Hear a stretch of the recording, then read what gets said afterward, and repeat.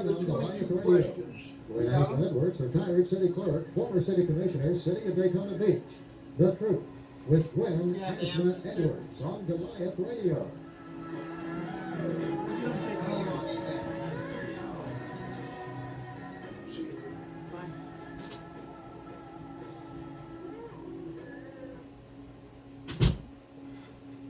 And you've been sitting much too long, much too long. Welcome, welcome, welcome, welcome to Truth, a radio program designed with you in mind, a program whose sole purpose is to empower you, our listeners, for information leads to knowledge, and knowledge is power. And as always, I want to empower you to take control of your life, those things that impact you, your family, and your community.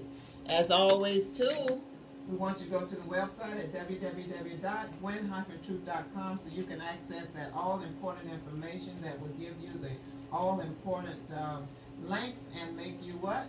You got it. All powerful. Well, welcome, welcome, welcome, welcome to Truth.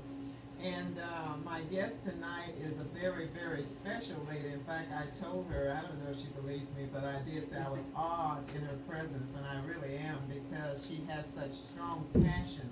And not only does she have the passion, but she brings that passion to the forefront and makes it a point of reality for the people that she's passionate about helping.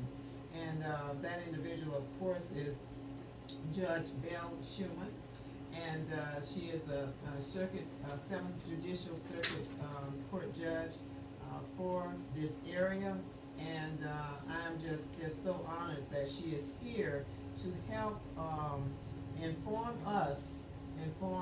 all of us concerning the homeless plan that has been brought forward by Dr. Robert Marbach, and also to better educate us about homeless. And I know if you've been around anywhere in her presence that you are aware of what it is that is going on, and what it is that is involved in terms of the homeless, but you're going to hear it firsthand pretty much in terms of the homeless plan, and we are going off at 7 tonight, so she's going to be the one mainly doing the talking, but she is the person who is the knowledgeable one to do so. So let's give a listen at this time to Judge Belle Schumann. Judge, welcome. Well, thank you so very much. That's such a kind introduction. Thank you for having me.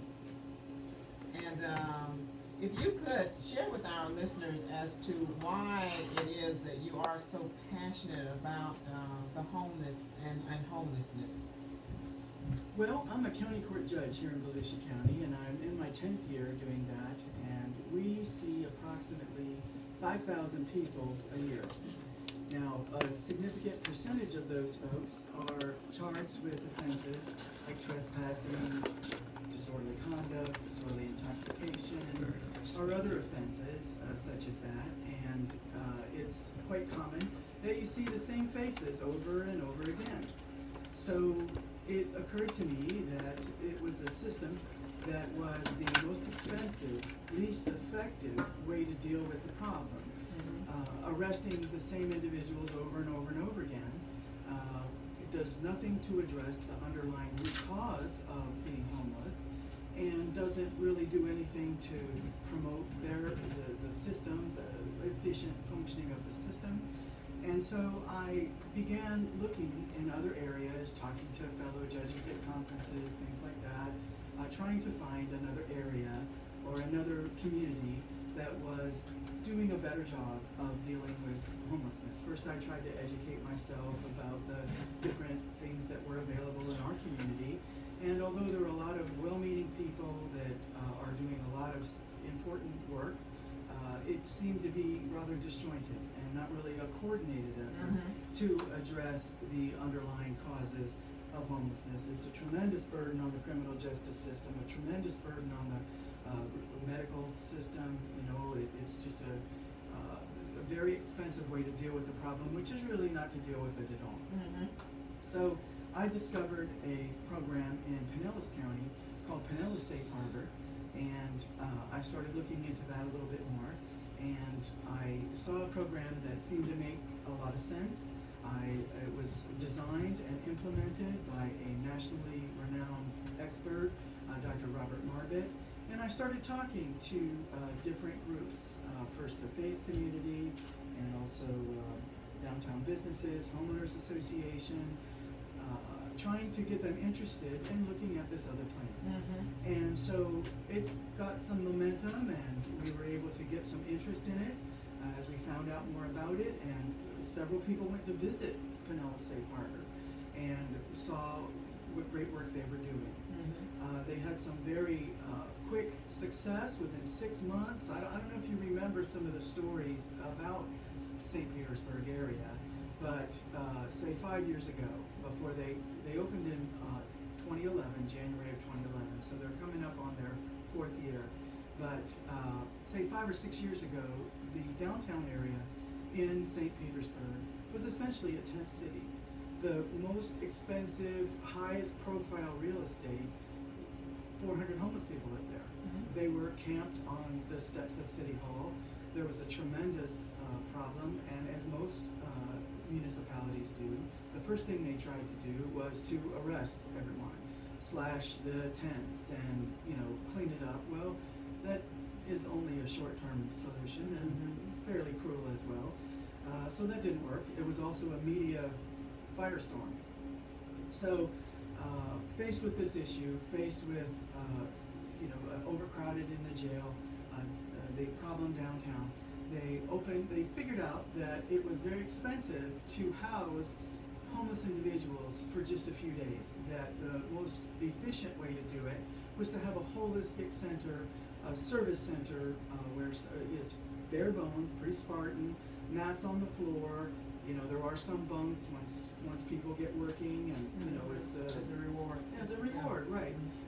It's a come-as-you-are shelter, meaning many shelters, if you're under the influence, you can't come, or you're kicked out. So this, maybe if you show up and you're under the influence, you may sleep outside at a shelter such as this, but they do accept folks come as you are, is the idea. But more important than just shelter or food, it's a service center. It's a centralized place where people can get medical care, job retraining, substance abuse treatment, mental health treatment, interview skills, job skills. So it's a holistic approach to helping someone. The whole emphasis is to graduate someone from the streets into a more permanent location. In Pinellas County, after they opened Pinellas Safe Harbor, street homelessness dropped within a few months by upwards of 80%. Oh, wow. Yes. The jail realized tremendous savings. In their jail it was about $100 a night. In our jail, as you know, it's about $70 a night. And that's not even counting. That's just in the jail. That's not all the expenses associated with arresting someone, transporting them, policeman's time for a couple of hours, booking, the medical screening that has to be done. And then they go to first appearance where there's somebody like me waiting there, and a couple clerks, and bailiffs, and all sorts of people in the city. I mean, it's a tremendous expense and burden on the criminal justice system. So, and not to mention either the economic impact based upon the businesses where the customers are turned away because of what they see and what's there, and people feeling unsafe and the like. The whole quality of life is impacted as well. Absolutely, and that is certainly the success story in St. Petersburg, is that the downtown area is now thriving. They have world-class museums, and they've been able to have a real renaissance that I know that Daytona Beach and Volusia County is on the edge of a renaissance time. And part of any economic development program has to be addressing homelessness, street homelessness. So I was so pleased that this idea caught some momentum. It works, it saves money, it saves lives, it's just a wonderful example to use at the other end of I-4. So you have some track record, you have some budget information, and so I thought that it was something that we should take a look at. I was very pleased when there seemed to be a lot of interest in a safe harbor facility, and was very proud of the city of Daytona Beach when they took a lead about a year ago to hire Dr. Marbit to do his study. So he's now made his study. There was a presentation last night. We're really lucky to have such a really nationally known expert. He's visited hundreds and hundreds of different shelters, put together best practices, and designed something just for our community that I'm confident will work to, as I say, save lives, save dollars. What could be? It's just what could be wrong with that? And he's developed, he's researched, he's been in the business apparently over 30 years, so he knows what works, what he calls the best practices, what works in any given area or community. And from what I gather, as you said, City of Daytona Beach took the lead, but there were a total of 11 cities that did get involved in addition to the county. Interesting enough, Deltona did not, Ormond Beach. I believe Ormond did. Port Orange did not. And a couple of other smaller cities. But the hope would be that all of them would get on board now that there is something more substantive that they can look at, the plan that is in place. And again, hats off to the City of Daytona Beach for taking the lead in that. For those who have issues or concerns in terms of the cost that's involved in that, you've alluded to the fact that we're spending money now. Absolutely. Yes. And not seeing any real returns on it. We're seeing negative returns, but not positive returns. So we could then use those dollars in a more positive way to help change this cycle, as he calls it, from one of where we're enabling to one where we're actually getting people engaged in their own independence and subsistence. When people talk about, okay, what are we looking at, and who are the major players and the major parts of this that need to and have to be in place in terms of what we're talking about for Volusia's safe harbor, what do you say to them? I think one of the most important things that Dr. Marbit demonstrated in his report is that homelessness is a countywide problem. Mm-hmm. It's not just a Daytona Beach problem. It's not just a DeLand problem. It's pretty much anywhere where there is a stand of woods in this county, there's probably somebody living in there. Mm-hmm. So there's a roughly equal number of homeless individuals on the east and west sides of the county. Which was very surprising to me, but very interesting that, and people need to know, I'm sure they've read it, but he actually made himself homeless and really went out into the highways and byways to talk to and live with and interact with a lot of the homeless people and to find out what their issues, their concerns, what drew them to certain areas or made them fearful or their I mean, he really does a thorough job, and not only in talking with the homeless, but talking to the community leaders and the legislators and the commissioners, the mayor, the police, law enforcement people, the people, social service deliverers, just the full gamut of people he talked to, and yourself and others who have been involved with this, and the faith group and all, and it was as thorough as any you would expect any decent consultant to do the job, and he really did a fantastic job in terms of being inclusive, in terms of trying to get everyone's input, and then after getting all of that, going back to them to get input, to have them look at an initial, I guess, breakdown of the plan itself. Right. Were you familiar with him prior to his actually coming here? I mean, you had visited the one site, but as I learned more about Pinellas Safe Harbor, I learned more about the man who designed it, and he had been hired as a consultant there. And before that, San Antonio, I believe it's called Bridge of Hope. He designed that campus, and so he's been involved in this for some time. And so yes, so that was an important finding, was that it is a countywide problem, and another thing that the main thing that the study did was look at the gaps analysis. There really is no facility at all for homeless individuals. people think of North Street, that's strictly feeding. North Street is the Star Shelter, and that's a family shelter. There are a few beds each night in the Salvation Army. I think there's 18 total. At the last point in time count, put the number of homeless individuals at just under 2,000. So it's a tremendous need for a community, in our community, to fill this gap. Now there are some shelter, more permanent shelter, once someone is underway, and that's great. That's certainly needed. But this is a transitional facility that takes people as they are, helps them to transition into more permanent housing. So it's not a permanent shelter. The average stay in Pinellas is 47 days. The cost per person per night is $13 instead of $100 in the jail. So it's very economical. The building is very economically built, and it's really a no-frills shelter, but it's a service center, again, where the whole idea is to help people and engage them into whatever it is that is keeping them from living a more meaningful and prosperous existence. And one of the key parts of that too has to do with the case management. Absolutely. Yes. The master case manager, within 24 hours of coming to Pinellas Safe Harbor, someone is examined or interviewed by a master case manager.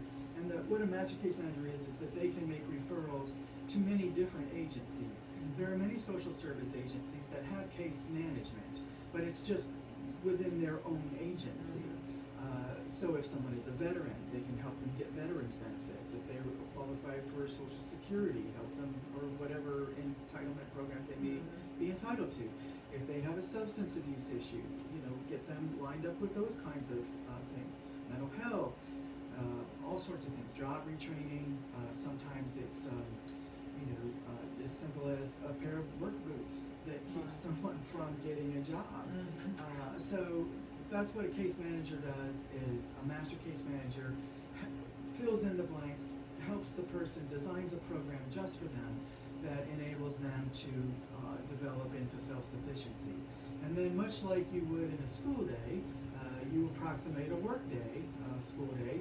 You have classes, you have folks that come out to the facility and help people with things like personal finances or interview skills or whatever it is that they need. You schedule the classes around, and then the master case manager says, all right, well, it's 8 o'clock. This is where you need to be.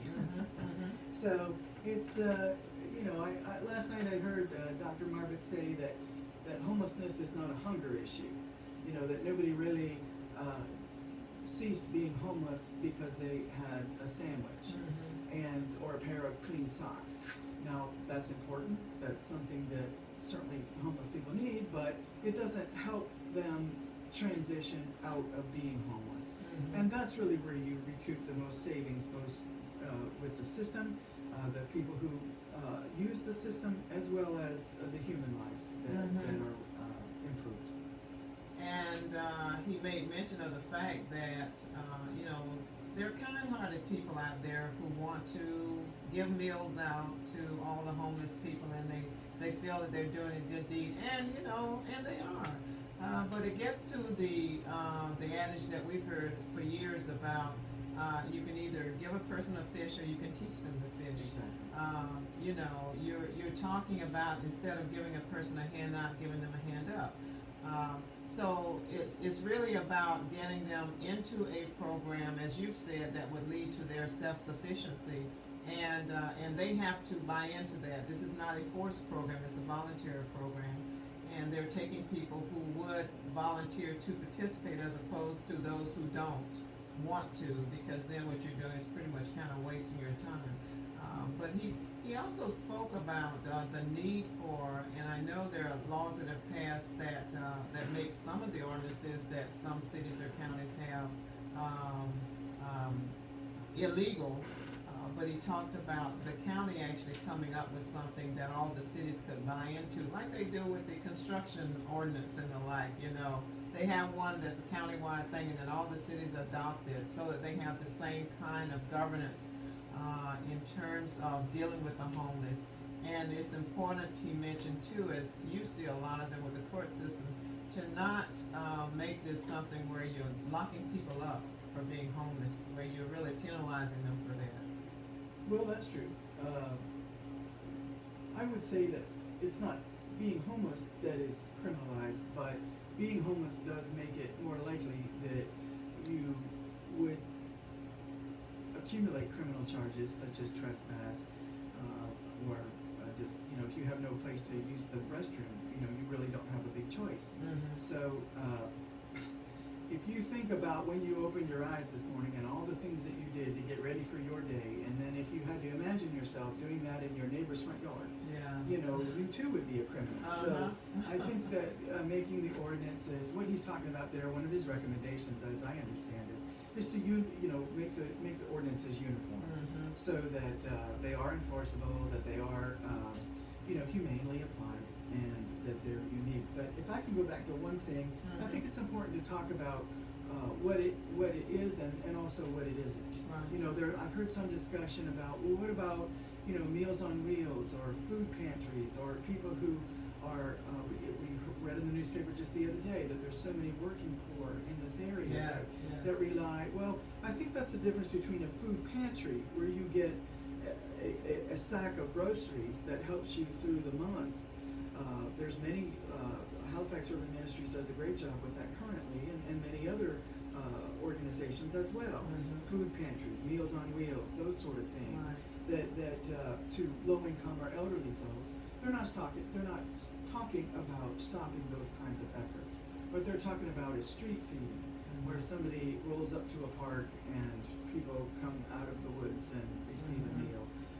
If you centralize, and not even stopping that kind of feeding, but just centralizing it in the same location where the services are provided. So you do everything you can to incentivize someone becoming engaged, tying it to programming that helps people move on with their lives. So I think that it's important to understand what he's asking for, and also what he's not suggesting.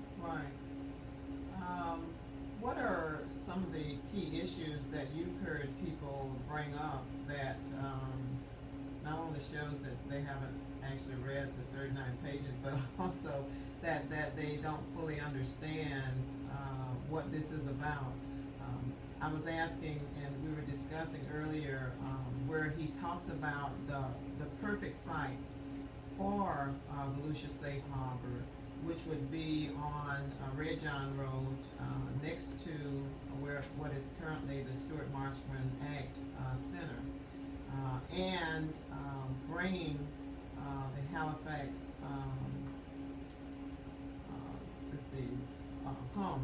Halifax Urban Ministries, in a location, maybe in the new facility, where they would help coordinate some of the things that they do. How would this work in terms of his plan? I think there are some parts of the plan that are to be determined. As we were discussing, as it's an evolving process. But that said, I believe the reason why Dr. Marmot believes that Stuart Marchman Act, adjacent to that facility on Red John Road, is the perfect location is for several reasons. First of all, it's centrally located. It's almost equidistant from all parts of our county. So, as a truly regional problem, it's centrally located. It's down the street from the jail, and this program is also a jail diversion program. As we've said, instead of arresting people for trespassing, give them the option to enter this facility instead. But the Stuart Marchman facility that's there is the crisis stabilization unit, the only one that I'm aware of in our county. That's the beds for detox. That's the beds for when someone is Baker acted, if they're a danger to themselves or other because they're in mental crisis. That's where they're taken by law enforcement, and they're evaluated and they stay there. So Stuart Marchman Act, it is already a central receiving facility, and Stuart Marchman Act is particularly adept at interviewing people, triaging. It also helps Stuart Marchman quite a bit because in my meetings with them, they have said that if someone is homeless, once they are stabilized with medication or whatever, if they are homeless and no place to go, their average stay is almost double. So it would be, and sometimes people are discharged, they walk back around to the front and say, you know, I'm hearing voices, or I'm going to kill myself, or just to get re-entry into the facility. So by having a homeless shelter literally in the back, it'll help Stuart Marchman flow people through a little better. Right. It already utilizes the tremendous resources that they have for mental health counseling, crisis stabilization, substance abuse detox unit. Those are the only detox beds in the county. It's also, I've heard it said that, you know, well, it's kind of isolated, but it really isn't. I don't think it is, because, as I say, it's right next to the jail. It's right next to the mental health facility. There's all sorts of ways that people can get there. And I've heard it said that perhaps there'll be people walking back and forth, but I think that misunderstands the kind of shelter that this is. This is not the kind of shelter where someone is turned out, all the people are turned out at 5 o'clock in the morning to wander all day long in parks and libraries and public spaces. The whole idea is to encourage people to stay there. I mean, it's climate controlled. This is Florida, after all. It's climate controlled. There are services provided. Food will be provided. The whole idea is to engage people, encourage them to stay there, and work on their recovery. So that's the first thing, is that people, I mean, really aren't going to be coming and going in that every day. Second, it's right next to the jail. And as a jail diversion, you know, the police are already used to going there for Baker Acts and the jail facility. It's centrally located. There's also, it's on the bus line. I mean, my goodness, Votran comes by there every hour. There's also, the faith-based groups have really stepped up and indicated that they would be willing to provide in-kind services with their vans. You know, most churches have these enormous passenger vans, right? They use them one day a week. They've offered, as they do now, for Halifax Urban Ministries, and the tremendous partnerships that they've built, they've offered to help with some of that. Additionally, there's existing grant money for homeless outreach teams, which is essentially a community officer and a social worker that you can either call, a business could either call them and have them come, encourage the person to go, or if the person wants a ride out there, the homeless outreach team could provide that sort of transportation. So I think that there's many solutions, and I think it just requires a different way of thinking about the whole situation and understanding that this is a entire paradigm shift. I mean, I hate to use a phrase that's overused, but it's changing the whole way you deliver services to homeless people, the whole system of service delivery. And so you really need to get used to thinking about it in a completely different way. And that's what I like about that.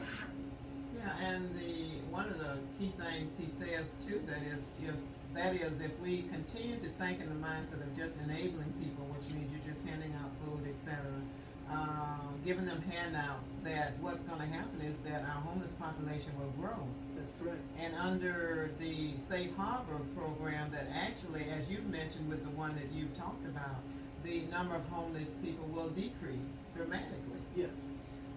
I've also heard it said, if you build it, they will come. But there again, I think that Pinellas Safe Harbor is the best example there. Less than 10% of the people come from outside of the metro Tampa area. It's weather that brings people here, not service. I mean, where do you see homeless people congregate? You know, where tourists congregate, in Florida, and where it's warm. Southern California, and Texas, those kind of areas. Florida has a tremendous problem. One of the highest percentages against the population in the nation. So it's really weather that brings people here. But without a holistic action plan, the number of homeless people will increase dramatically. By providing services, they were able to reduce about 80% of street homeless people, and then about half of that number actually do move on, and in a fairly quick amount of time. Some stay a few days, some stay several months. Sadly, there are some people who are not going to be able to move on because the help has come too late, and they are so. But you know, that's a good reason to start now. That's a good reason to start addressing this issue, fill in this tremendous gap that we have in our community, and address it in a holistic manner. So I think it's great. And another thing that he mentioned is that this will be something for basically single men and women, as opposed to families, that the research shows that you don't want to put those types of groups together. Not in the same building. I think eventually there's a plan to co-locate. It's a very large tract of land out there, and there are some efficiencies, you know, feeding and case management and that sort of thing if you're able to share some of the services. But no, not in the same building. Mm-hmm. Another tremendous need we have in our community are unaccompanied minors. You know, there's a lot of runaway children that really, you know, there's really no one addressing their needs in a holistic way. So I think another part of his proposal is to address a lack of shelter for families. Make it, you know, North Street, Halifax Urban Ministries does a tremendous job there. They're doing their best, but it's an old building. It's not ideal. It's in a place where there's no room for children to play. There's no green space. It's a 30-plus-year-old building that, you know, needs attention. So I think ultimately that's something that needs to be addressed as well as families and unaccompanied minors. But the tremendous need that he saw in our community was the virtual lack of any shelter for individuals. And so that's what is going to be addressed first, as I understand it, under this proposal. And I think when they see the tremendous success that has, that it'll catch fire, and the rest of the plan will be implemented as well. That's my hope. Yes, as I was just sharing with one of Big's guests, in my opinion, we're closer than we've ever been to a solution to the homeless problem. And it is a problem. It is a major problem, but as much as people who have houses and cars and everything think it's a problem, it's even more of a problem for the people who are directly involved in it and dealing with it and living it. We mentioned in terms of the co-location of services, which he recommends as well, that that Halifax has stepped up, and so there will be something in terms of for the health care side of that coin, which is so key and important as well. That's true. The reason why they're doing that is because it makes good fiscal sense. It's also the right thing to do. The most expensive way to deliver medical care is evac to the ER. You know, I mean, goodness gracious, a first-class trauma center is not the place where you want to be worrying about hangnails and, you know, the flu or some illness that, had it been caught earlier, could certainly have been addressed in a much more efficient manner. So by providing some preventative care, by providing a clinic with regular hours, that's going to save a tremendous amount of money. And since Halifax Hospital is taxpayer-based, that's our money. So that's a good thing. But you're right. It's business owners downtown who spend their effort and their money and their time to build a business. They deserve to have you know, customers that are attracted there, that are interested in coming and don't have to worry about people being panhandled or somebody, you know, sleeping on the steps. The person sleeping on the steps has a need that needs to be fulfilled as well. The tremendous human capital that we're wasting by just writing off significant segments of our society. So it's a win-win for everybody. It helps people, it saves lives, it helps businesses grow and thrive, it saves taxpayer money. Whether you come at it from the right or you come at it from the left, you know, politically speaking, it's just the right thing to do. It saves money, it saves lives. So I I'm really quite excited about.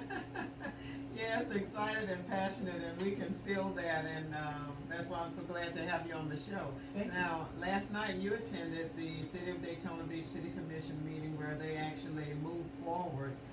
There have been news reports in the local paper about how things have slowed down almost to a crawl since Dr. Margaret had made his presentation, and to their credit, the City of Daytona Beach did move forward in signing on something with, at least the first step, first reading, with the consultant. And what they're asking for, and I would like you to speak to the fact that, you know, others need to do the same, to show that degree of commitment, so that, because as more people join in, more people join in. That's true. That's very true. And I think we've reached the phase where the movement forward is not as apparent as people may think. Just because I would disagree that it's slowed to a crawl. I think if anything, it's sped up. It's just that some of the activity that's taking place isn't in the public eye. I mean, when you have the kind of brass tacks discussion, that generally takes place, you know, outside of a public environment. But yes, once again, the city has taken the lead, and they've done a wonderful job of moving this process forward. As I understand it, they're looking into hiring Dr. Margaret for this implementation phase. And that's really what needs to take place next, is to fill in some of these details, nail down some of the memorandum of understanding between Halifax and, you know, if these things happen, this is what we will provide. The partner agencies that would co-locate out there, the Stuart Marksman, this is what we will do for this amount of money. But most importantly, the partner cities and the county. I think that once there is agreement, whatever formula that they decide on, whatever degree of contribution they ask for from the cities, it's a countywide problem. This is the closest we've been in decades to a countywide solution. And this is where the municipalities and the county, all of them, need to step up and work together. And it's really heartening to me to see that happen, because, you know, on so many issues, I read stories that we're fractured or we don't, but this is something that, there's something that benefits everyone. Yes. And it's something that seems to me pretty universally accepted. I mean, once you find out more about it, it makes such fiscal sense. How could you not do it? We're already spending the money right now, as you so correctly point out. We're just doing it in the most expensive, least effective way possible.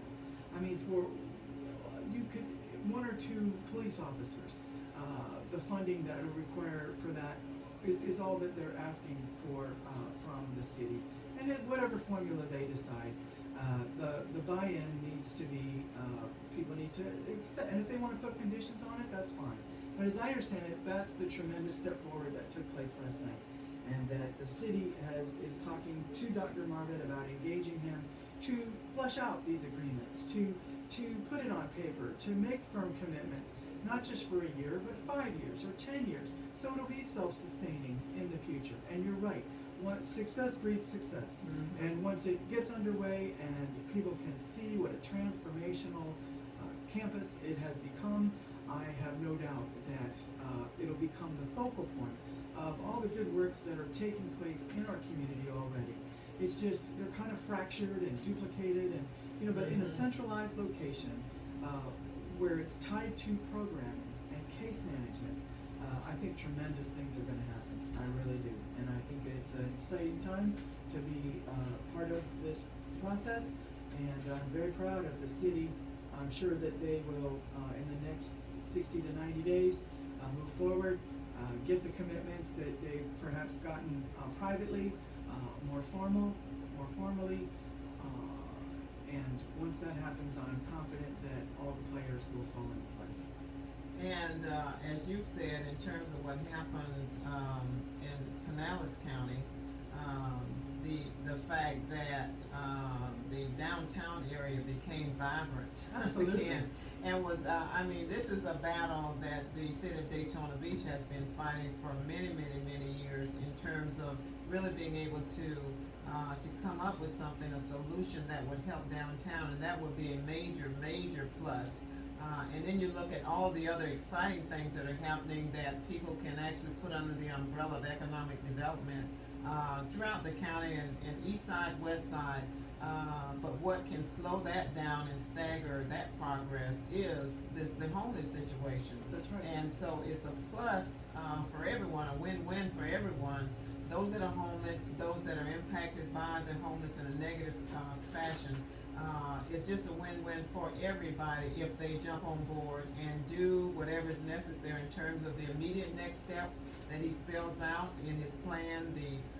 Those seven crucial things that he says are so important that have to need to be done, that they need to concentrate on. It's all spelled out there, the 7 guiding principles, as he said, for homeless transformation. I believe they have the right person in place and everything's spelled out. So closing comments, just encourage everybody, because you darn sure put me in the corner of it. I'm one of those that totally supports this, and it's as we've said, it's the closest we've ever come to a solution and a win-win for everybody. So your Absolutely. closing comments. Well, it's just an exciting time to be part of Volusia County. It's an exciting time to see that there is community support for this project, that we have a goal in mind, and that we're going to be able to focus the great works that are happening out there to save taxpayer money, save lives, and it's just a great project.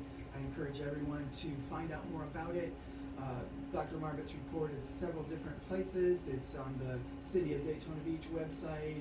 If you do a search, it was on the News Journal website.